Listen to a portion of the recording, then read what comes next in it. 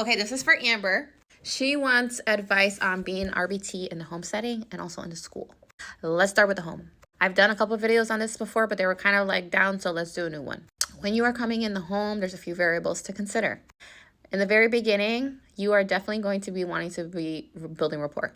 Just playing with the kid, learning the family, understanding that they have pets. If they have pets, you're going to be building rapport with the pets too. I work with a family that had 2 huge dogs. So another variable that you have to consider is your clothing, right? They were dogs that shed. So I made sure to wear clothes that I didn't mind getting up dirty anyways. Also, too, when it comes to the family, you should absolutely Google how far the family's house is from your house, so you could be proactive and plan ahead of travel time. So, for instance, the house that I was working with was like 35 minutes away. So I always gave myself around 40 minutes. But when it was snowing, I would leave probably 50 minutes because where they were located, I'm in Connecticut and it's all hills here. And the town that they lived in, if it snowed there, they would get 6 inches. And where I lived, we didn't get any snow. So I had to consider those variables when it came to the weather conditions and the roads. Another tip for you to do is Google the address, because typically Zillow will have the image of the house available, and sometimes they still have images of the house inside, so you'll be able to have peace of mind knowing like you have a solid SD of what house it looks like. Oh, it's a blue house, it's a red house, it has black gutters, you know where to park, if there was a parking where to park, if there's a street, if it's in a neighborhood that's not safe, you could Google images and kind of like navigate the Google to kind of navigate the environment. I remember I had a RBT that pulled up to the house and actually kept going. They were like, oh, no, I'm not leaving my car here. This is a bad neighborhood and I don't feel safe here. So she didn't even go to the client's house.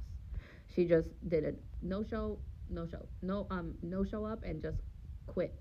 Another variable to consider is you need to understand that people live in their own normal life. Okay, so another thing that you have to consider is what your standards are. It's not going to be across other people's standards when it comes to like cleanliness.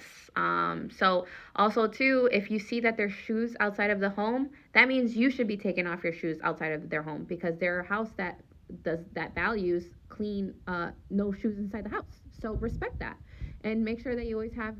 You would always wear black socks, because like I said, sometimes the houses are not clean, so I don't want to wear white socks and then I have black socks on the bottom of my feet because I'm walking around all day. I would always wear black socks when I would work with our kids. Also, too, some things to consider is the family dynamic. Who's living in the house? Do the grandparents live there? How many siblings? The dad, the mom? Is it a family that is very loud?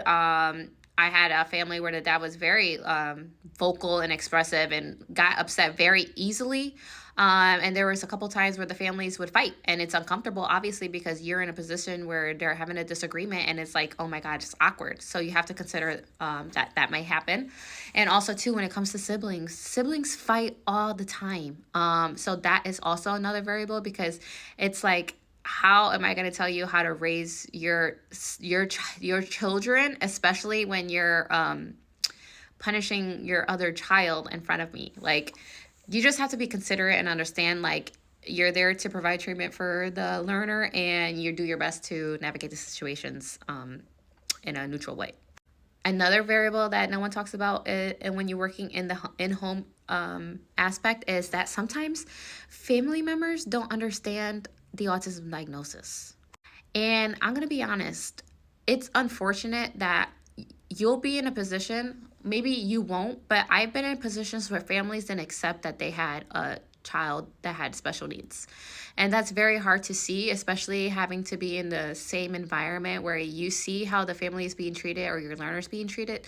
And it's sad, and it does exist. So just letting you know that sometimes other family members will be treating them differently. And yeah. Working in a home, though, is a lot of fun. And you need to understand, too, is that everyone lives a different normal life, right?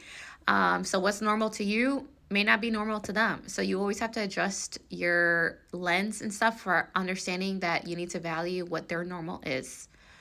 For instance, I had a family that had 6 chickens in the backyard. They had ATVs, a play set, hockey sticks. We go outside, play hockey and basketball. Like, not everyone has that. That's not their normal, but that was normal for my learner to be exposed to chickens clucking all over the place and them running around and, having access to all these different things in the environment.